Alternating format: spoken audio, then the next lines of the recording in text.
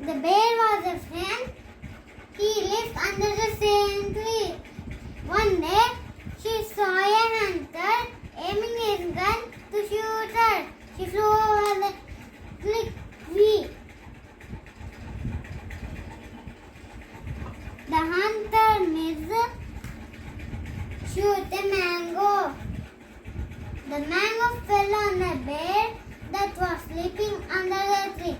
The angry bear got up from the sleep, ran to attack the hunter. The hunter flew quickly on his horse.